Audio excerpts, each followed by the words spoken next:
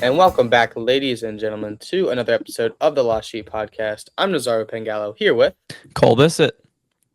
and Cole. We are just 3 episodes away now from triple digits. This is episode number 97. Guys, with that happening, please hit that like button, hit that subscribe button. Don't be afraid to share this with others as well. We are on the road to 200 subscribers, getting pretty close, which is a cool number. 200 by 100. Hopefully, maybe. How many do we need for that, Cole? Around 20, I believe.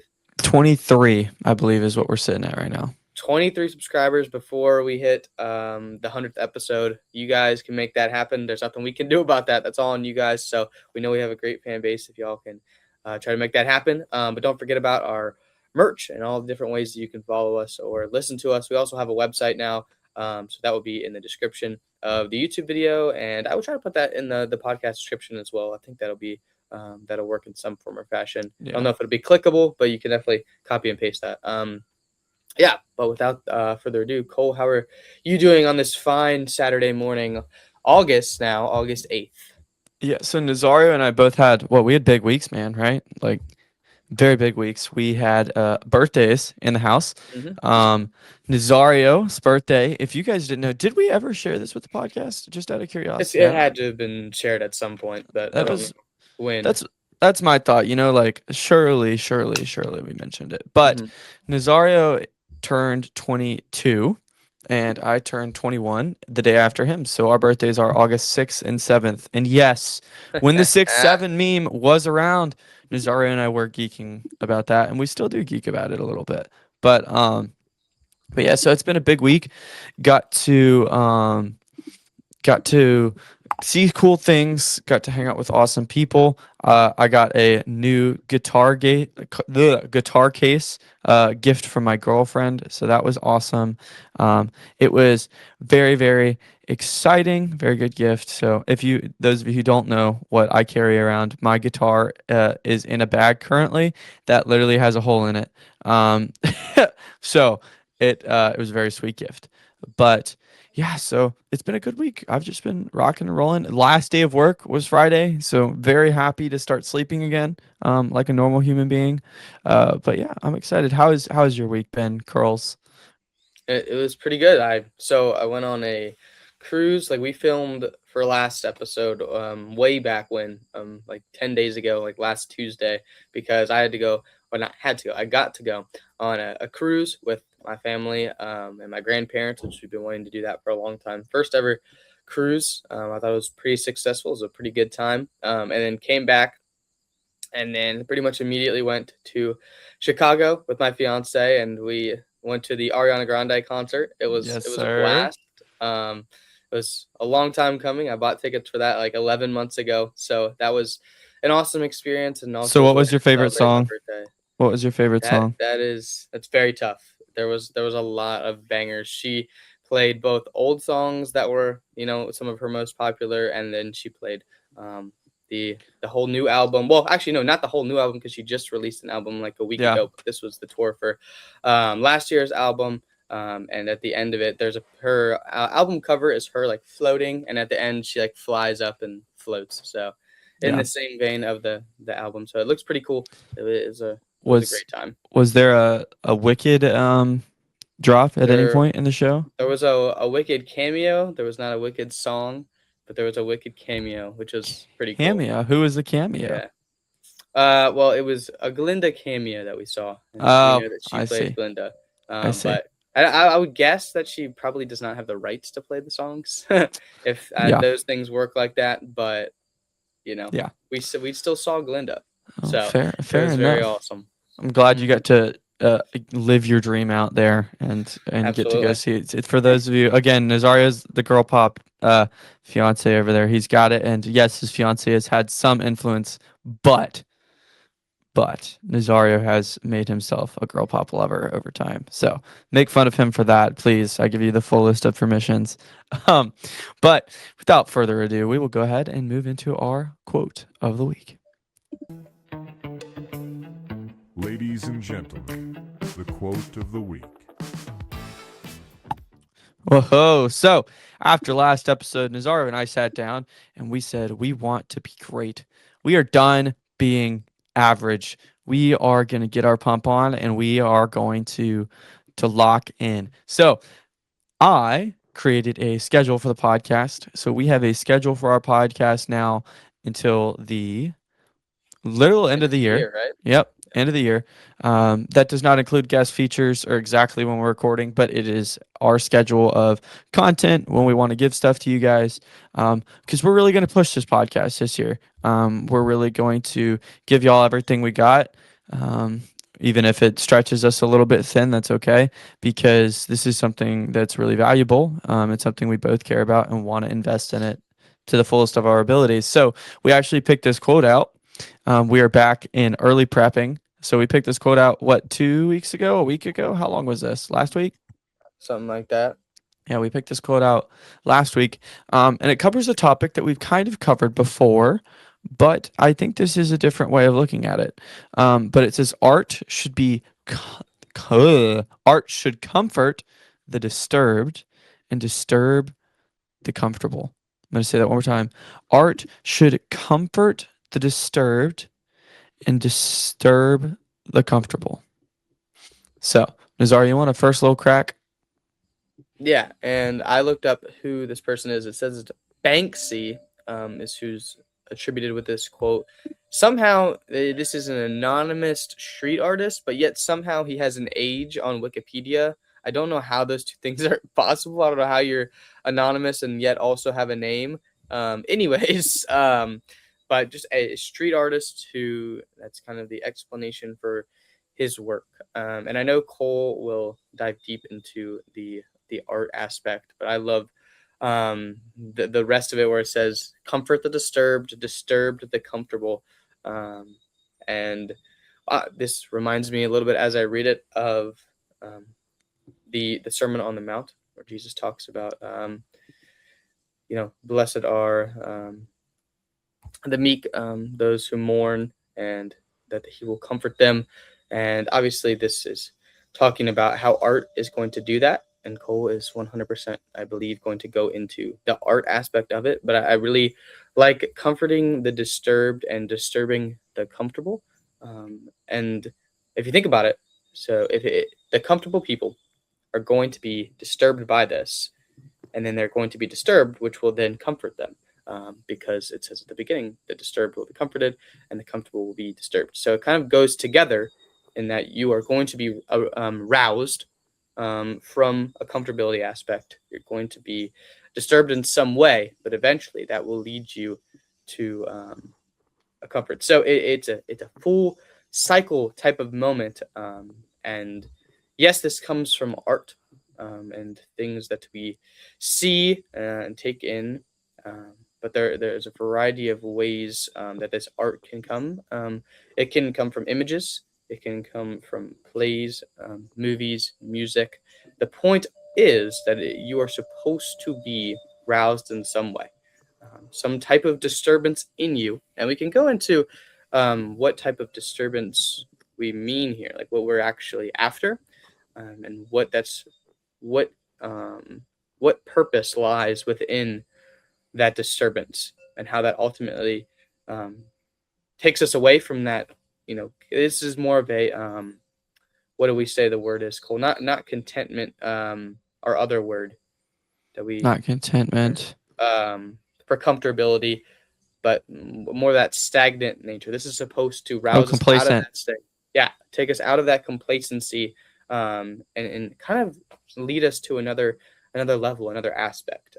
So that's what I see from the rest of that quote. But Cole, I'm going to let you go off into, I'm sure, a wonderful art part Yeah. of this podcast. So it's funny because Nazario is kind of an example of this quote right now. Like I just had a moment that kind of is an example of like how this quote is applied in real life. Nazario is currently recording in a very aesthetically pleasing environment. For example, when he was talking, you could hear a wind chime. I don't know if you could hear that in the back, or there was a bird chirping. And those things disturbed me. Those things are um, things that shake me because it is something that is, um, what's the word? It sticks out. It's God speaking to you through those little things. And so I think the first important thing that I wanted to highlight in this to break down was like the difference between disturbed and disturb, right? Because I think they're different in the sense of disturbed is a disturbed person, right? One's used as a verb, one is not used as a verb, if that makes sense, right? Am I crazy? Um, yes, to comfort the disturbed. So disturbed in this quote is a title. It's not a it's not a like a verb, and then disturb is a verb. So first of all, I want to break that down. So disturb, we'll start there first. To disturb means to interfere with a normal arrangement or functioning of. And I think that's the perfect definition out of the rest of them. Because when we're going about our day, when we're going about our daily life, something that disturbs us is something that we're just like intrigued by. It's something that makes us stop. It's something that makes us listen. It makes us look. People love going to the symphony because it disturbs your soul. It is a arrangement, a piece that is meant to manipulate and disturb your soul. It wants you to feel away, right? Like some symphonies are literally called a certain type of emotion that is meant to make you feel that emotion. For instance, there's a song called Fear by NF. That song is about fear, and you listen to it and it makes you like scared, like it does. It makes you scared for humanity, for mental disorder. um, but the art of that is how you feel it. It's in the sound, it's in the lyrics, it's in the intentionality behind that.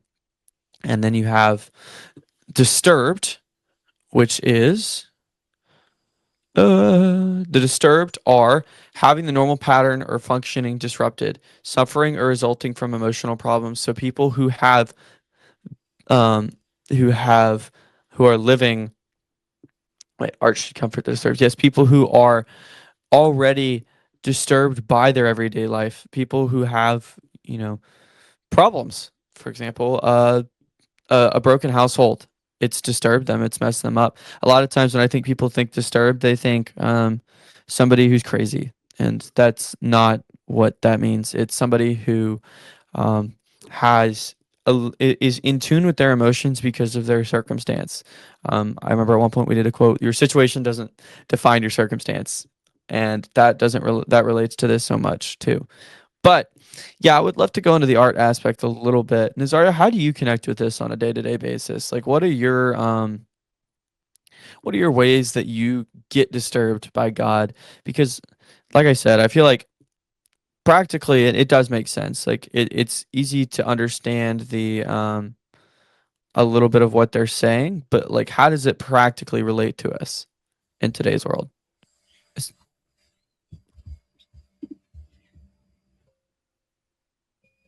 uh, Did you hear Yes, me? sir. Sorry, no, Uh, I got kicked out for a moment. Did oh, you? shoot.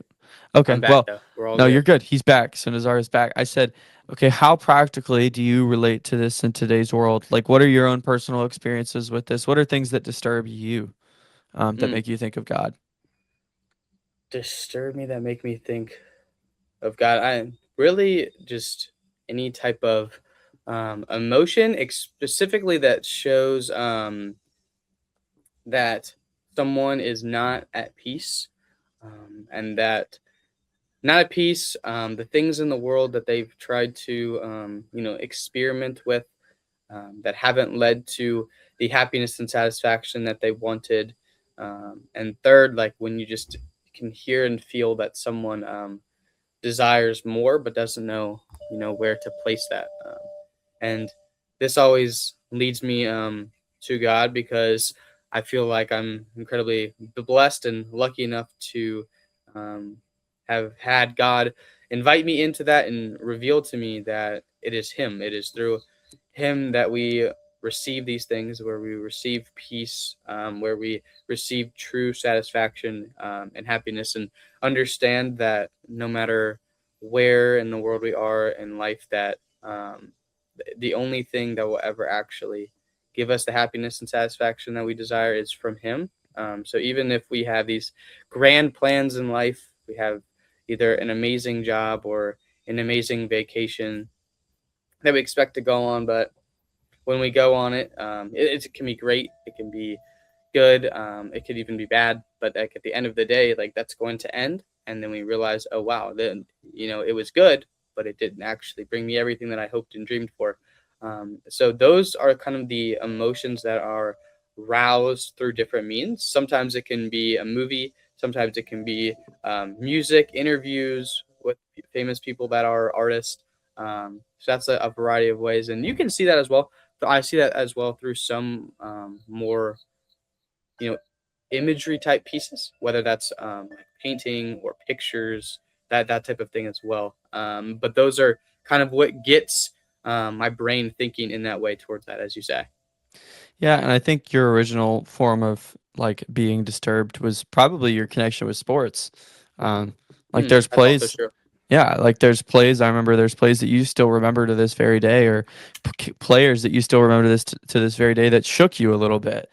They were special. They were somebody that you saw and looked up to. For example, Nazar and I he jokes with me all the time because I love talking about Messi, but it's it's an athlete that disturbed me. It created a love for that sport, and in turn, it's a beautiful gift from God to be able to watch that sport, to see somebody so talented play that sport, and so it's just really it's cool to see how different people relate because I think universally it may be like a beauty thing, sure, but I think people experience beauty in a lot of different ways. Like, yes, it is the transcendental that it surrounds, but I think there's more to it than just that. And Banksy's cool because he's kind of a mix between a street artist, and a bunch of other stuff. And he's from London, right? Am I wrong about that? I think he is. Yeah, Yeah, you're correct. yeah. And so, but I think he was under a lot of scrutiny at one point for his art, also. But I don't know. It's just really neat for me to see the way people live and connect with that. I think the first time what really started to disturb me, just came with like a lot of connection to music because music is really what disturbs me a lot. And Azario can attest to this. How many times? Ah, here we go. Here's a good little thing for us to bring up in the podcast. How many times did we get in the car and you sit and wait for me to start the car? Well, you started the car, you Uh huh. just wouldn't drive until the Yep. music was started. Yeah. And how many times did that frustrate the crap out of you? We got a little used to it, but pretty consistently. If we had somewhere to go, Yeah. So it it wouldn't didn't. matter if there was like Cole's got a 9 a.m. and it's 8:40. Cole would still take the time to put on his music before he would leave. Yep. If I was late to my 9 a.m., oh well. That's literally what I was just. I did not. I had the carefree mindset with that. Um, but so yeah, like I connect with that. It disturbs me, and I want to start my morning off with that because you should learn how to be. Mm, what's the word? Like you had talked about earlier. Like you should learn how to be uncomfortable, not in the sense of like uncomfortable, like you're uncomfortable being faithful. No, no, no. You should be uncomfortable in a sense that you're pushing yourself to become more, not to become less. You don't want to feel like less. It's an uncomfort for more. And if something can make you feel that and give you that drive and that recognition, I think that's what's most important. Because wouldn't you say that the first step is to have that disturbance? Absolutely, yeah, yeah, Yeah. yeah. You can't have the emotion and that comes from that. You can't have the motivation and that it points you towards afterwards without initially having um, that disturbance. Because if not, what's actually going to change you? You're not gonna have that drive to change if you didn't have that disturbing feeling at first. Yeah. Like the recognition, it always starts out with recognition, I think, at the end of the day. And so a recognition of, okay, God gave me this feeling because God communicates through our desires, through all sorts of different types of passions, our hobbies, our just desires in general. Like if you feel something throughout the day, God is moving your soul in a way to feel that. Um, and so it's nice to be in tune with that. And art is a good way to be in tune with that. Because a lot of the time it's so visually easy and pick upable that you understand why it speaks to you. That's like what when people say like good art is art that you art, like you understand what the artist was trying to convey, and then you feel what they convey, because you're able to connect that art with a part of your desires, so you're understanding why it communicates to you. And that's also why like some art strikes people more than others. Somebody who may struggle with this resonates with this painting a lot more than somebody who may struggles with this who resonates with that painting. um, but I think uh, it's a good bridge for us. Art is a really good bridge to use as a connection between us and God. But yeah, what do you think? I know And I just rambled. I wanted to also add that just because you don't understand the art doesn't mean that that's not trying to communicate something with you. And I think it's a way early on in my life that I would be pushed away from art, especially like more of the, what do you call that? The more of the like paintings and drawings, pictures. What is there a word for that? Like the more blank side of art. I don't know exactly if there's a word for that. But I You could was say pushed. illustrative.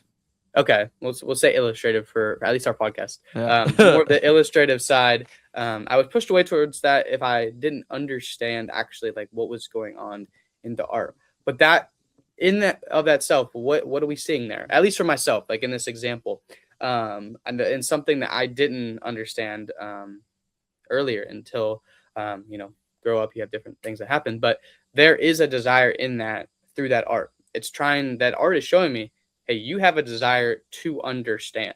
You have a desire to know what's going on here, not just see something or something in your life and not understand it. So for some people, not understanding is like totally okay for them. They're just able to go full force no matter if it doesn't fully make sense or understand. There are people that have just like that incredible trust and faith, and then there's others that like myself that like to really dive deep and understand like everything behind it and what's being presented. And so I'm giving this example is like if art doesn't, you don't understand exactly what's happening, still be able to look at that and see the different desire in your heart that's being presented. If you don't understand and you're frustrated that you don't understand, well, it's because you have a desire to understand. And so it's all kind of showing us here, Cole, that the desire we have um, we need to learn the recognition and the understanding of what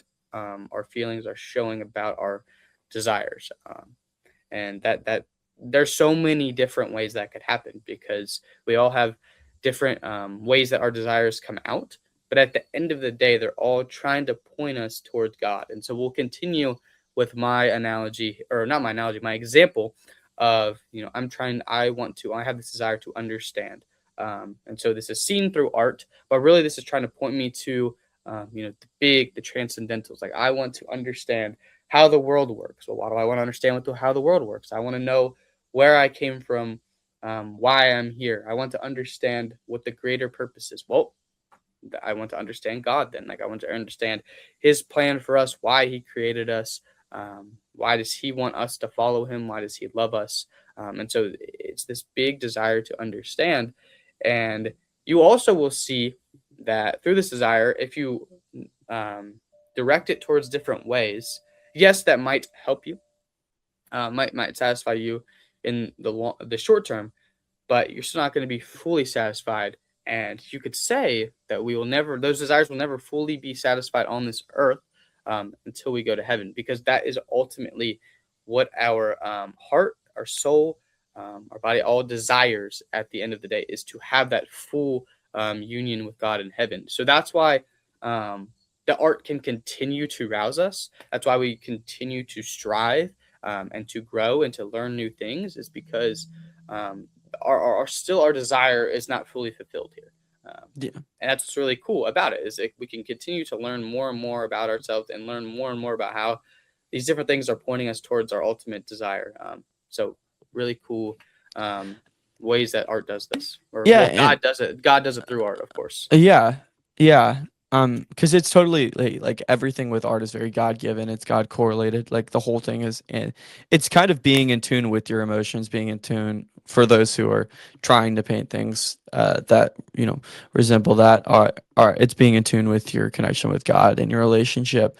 But the cool double side of the sword with art is, yes, it can act as a way to make you feel uncomfortable, but it can also act as a way for you to really feel comfortable too.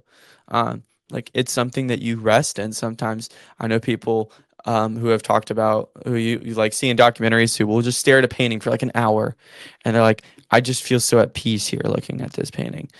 So I think a lot of times, yes, it can disturb you. It can, but I think that for the again going back to the meaning of disturb, I think by disturb, it's a piercing of your soul. It's a like, oh man, Doctor, not Doctor.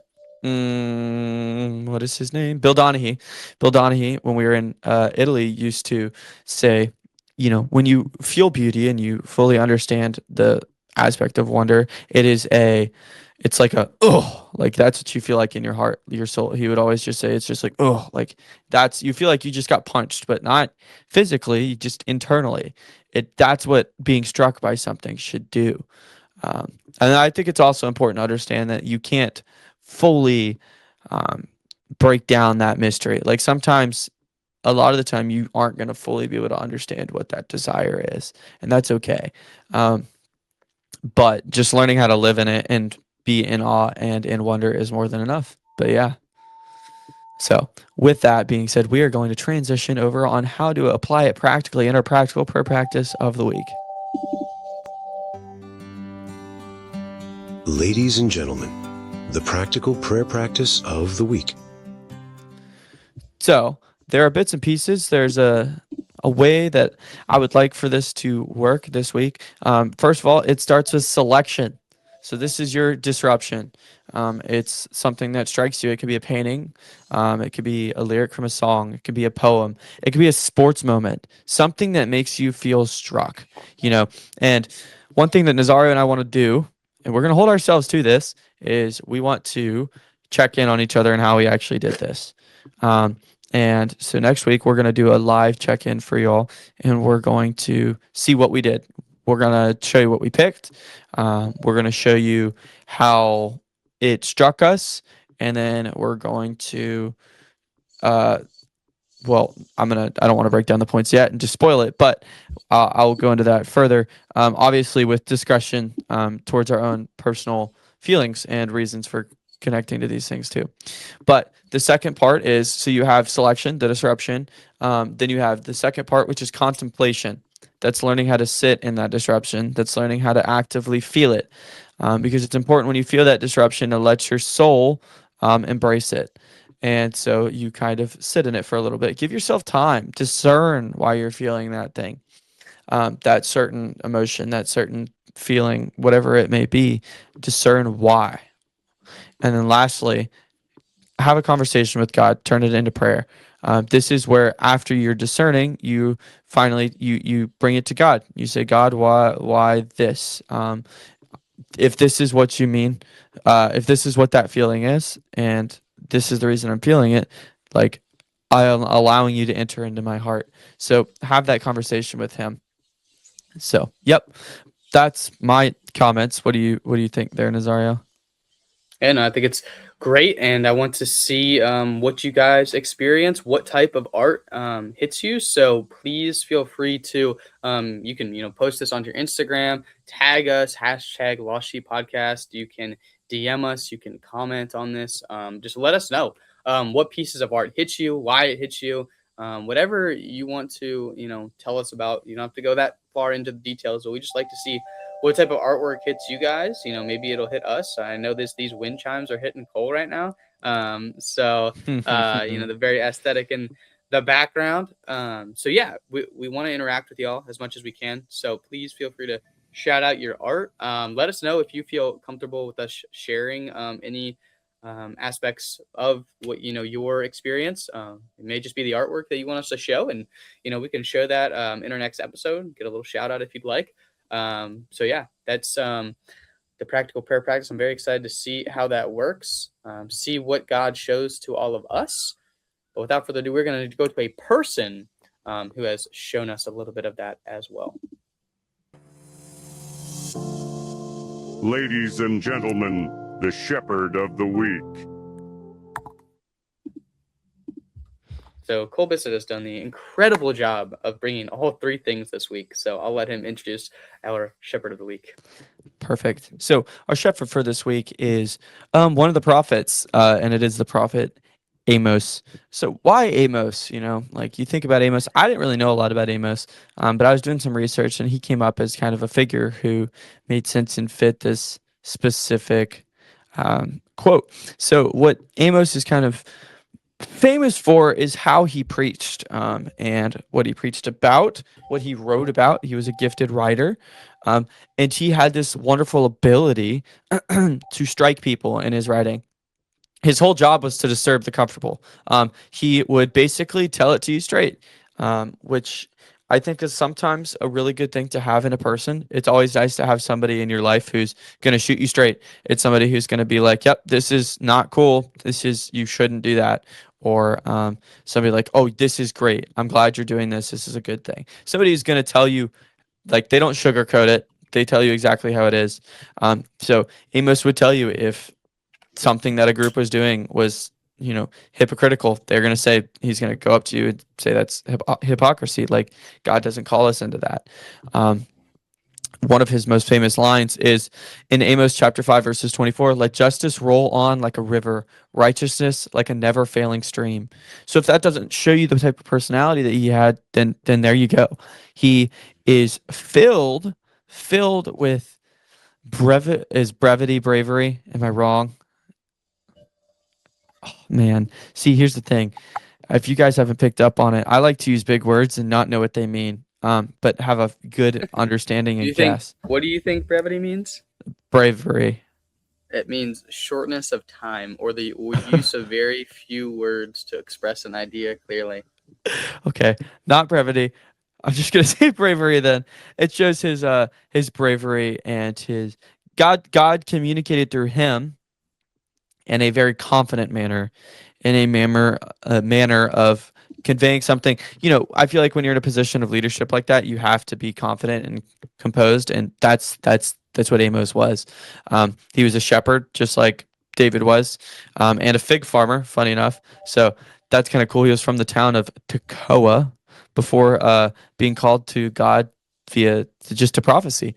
And at that point, he's not a part of a particular religious order or political order or anything, but I think he's really a good one to have because his disturbance is a lot more like forward. It's a lot more, okay, this is disturbing you, and his words would shake people. So it's important to read too, not just see, but read also. You have any input on that, Mr. Curls over there? There is a hummingbird right next to me right now. This is insane. Look at Nazaria being disturbed. Is it really like flying right next to you? It is like it's right there. Just departed. Okay, I can lock back in. But it was what do they do that? What is it called? Harvesting off of a plant? Is that Yeah, what a bird does? I would say Okay, harvest. it was harvesting off of a plant. Just chilling right there. But yeah, my brain's kind of all on the hummingbird right now. But yes, the shepherd of the week, great shepherd right there. And Cole knows that I'm a pretty straight shooter when it comes to most things. But I think over the college years, I still do it, of course, but learned a little bit more of when it's necessary and when it's not. Obviously, Prophet Amos, God told him when it was necessary, so he kind of was able to just, this is the right time. I trust God to do it. But for others, we don't always need to be doing that. There is the right time, and so I think it's important to recognize that with our shepherd and with ourselves that they're the right time to do that. And the recognition, once again, big thing of this podcast, recognition to know when is the right time to do such a thing. So that is the Prophet Amos. Yeah, and like Nazaria said, it's important to have those people because they help you grow the most because they push you the most.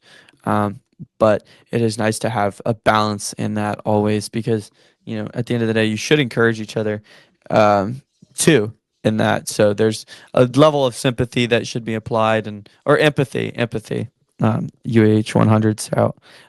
But yeah, so. But yes, Nazario has gotten much, much better since freshman year. After I gave him a little bit of more well versed in sarcasm, Mm, which I regret to this day a little bit. But same. yeah, Nazario quite literally didn't understand sarcasm. I mean, the full essence of that word was not part of Nazario's brain.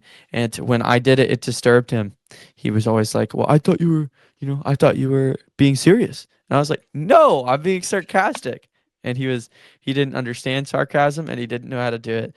But now he's extremely sarcastic because of me. So, um, I'm gonna put my hand up and take the blame on that. But It's all right, Cole, because I came back home and there's not very many sarcastic people around that in my life around here. So we've definitely, we definitely canceled that out a little bit yeah, more. yeah. Well, there we go. There we go. All things in moderation and balance, right? Exactly. But yeah, Including your newest found hobby, Cole. my Well, hobby, newest your birthday gateway, I guess is the word we could go with. my birthday gift. Exactly, You exactly. did turn I 21, did so turn 21, so alcohol has entered the chat.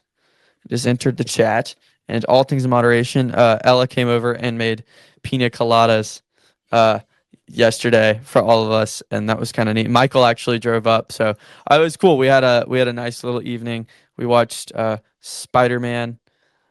So it was nice. It was very, which very Spider-Man did you watch? Across the Spider-Verse, Ooh, banger. and they were all watching it, and I fell asleep within the first 10 minutes because I was so tired from work.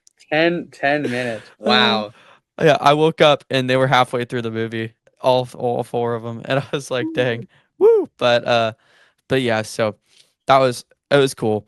Again, things like this, when getting exposed to things, and allowing yourself, learning how to be exposed to things that are, not inherently bad, and but uh, you can practice them in moderation is good because it gives you a chance to learn how to, control your desires and stuff like that. So I'm excited to see what God has to come with that. But last little thoughts on the quote.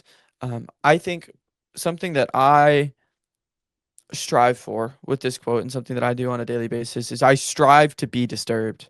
Um, I look for things that God has put out there. And it's something that I've told my Bible study. I've probably mentioned in this podcast several times is look. Like God communicates to you through everything. And I mean literally everything. Your body, your feeling, your heart, what you see, what you smell, what you hear. God literally has the ability to communicate with you through every sense that you have. And so why not utilize it? Why not, like, when you're walking past the bakery in town, like, smell the air, like, genuinely, like, smell it. It's sweet. It is a good feeling for your body. Um, and then go inside, and if you want to taste it, go taste it. Like, allow yourself to embrace the beauty of the world. Like, how incredible is it that we get to have cheese danishes, even if they're from Starbucks on a Sunday after mass? How incredible is it that we get a cheese Danish? Like, it's so good. But again, a cheese Danish can turn very bad if not in moderation, because you could have 10 cheese Danishes and then that cheese Danish doesn't feel so good anymore. But yeah, strive to be disturbed, strive to seek things that are um, God moving, God orienting. And I think you'll be happy. Yeah, for sure. And for me, my final thing is going to be okay being uncomfortable. And even more with that, be okay sitting with the uncomfortability. I know this is definitely a challenge, something I'm trying to challenge myself with. And that's when we feel these uncomfortable feelings, to not immediately push them away, and to really try to take a moment to sit in them. And that's okay. It's okay to sit in the uncomfortable feelings for a little bit. Um, whether that means that you need to pray through them immediately, whether you just need to sit there and notice them and recognize them, try to understand them a little bit more, but be okay sitting in the uncomfortable feelings. I know it's not a typical thing to do.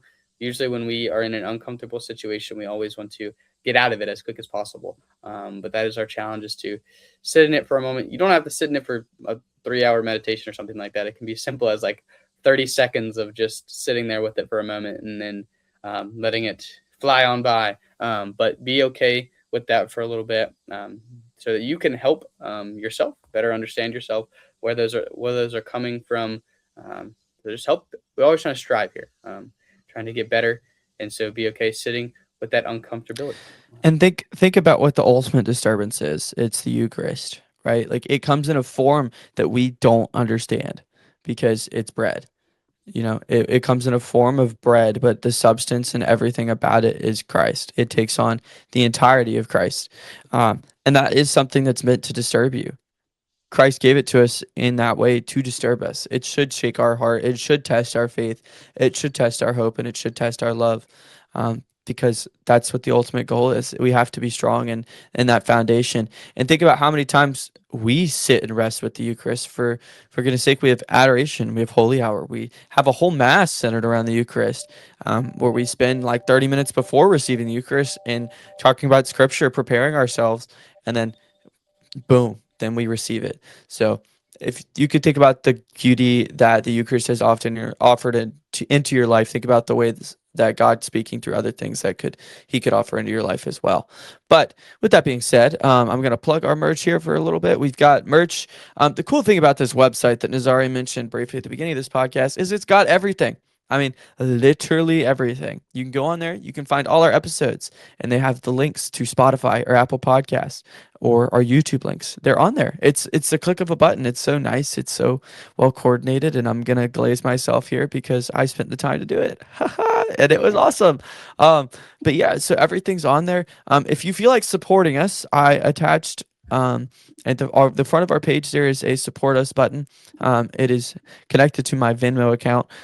So if you feel so called to support the podcast, help us improve our audios, our visuals, our ability to reach out to guests and book guests that are bigger, whatever it is, you can support us on our website. I also have our merch link is on the website as well, which is linked to the Christ-like website address. And that is the company that we collaborate with. It's a friend of mine.